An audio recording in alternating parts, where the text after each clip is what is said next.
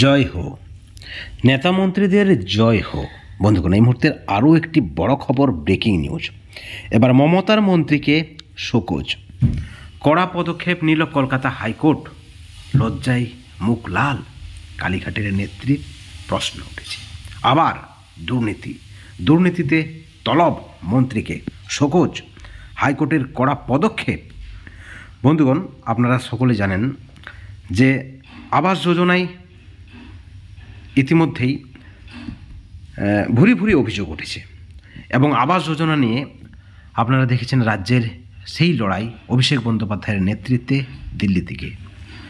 কেন্দ্র টাকা দিচ্ছে না, রাজ্য নিজস্ব টাকায় আবাস যোজনার কাজ করছে। কেন্দ্র কেন টাকা দেয়নি?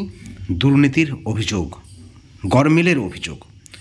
আপনারা জানেন যে বাংলায় আবাস যোজনার প্রথম কিস্তির টাকা ঢুকেছে এবং দ্বিতীয় কিস্তির টাকা প্রায় ঢোকার মুখে। ঠিক এই পরিপ্রেক্ষিতে কেন্দ্রের যে অভিযোগ, আবাস যোজনার যে টাকা সেখানে রাজ্য নাকি হিসেব দেয়নি, গরমিল থাকতে পারে, দুর্নীতি রয়েছে।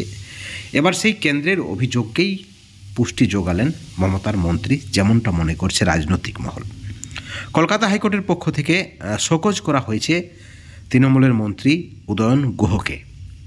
আপনারা জানেন একসময় দিনহাটা পৌরসভার চেয়ারম্যান ছিলেন উদয়ন গুহ এবং অবশ্যই তৃণমূলের মন্ত্রী। এবং সেই সময় যখন তিনি দিনহাটা পৌরসভার চেয়ারম্যান ছিলেন, সেই সময় দিনহাটা পৌরসভায় আবাস যোজনার নামে উপভোক্তাদের কাছ থেকে কাটমানি নেওয়ার অভিযোগ উঠেছিল তার বিরুদ্ধে। আর তার পরিপ্রেক্ষিতে এবার তৃণমূল সরকারের মন্ত্রী উদয়ন গুহকে শোকজের ঘটনায় রীতিমতো অস্বস্তিতে পড়ে গেছে। শোকজ করতেই কিন্তু রীতিমতো অস্বস্তিতে পড়ে গেছে রাজ্যের ঘাসফুল শিবির, যেমনটা দাবি রাজনৈতিক মহলের।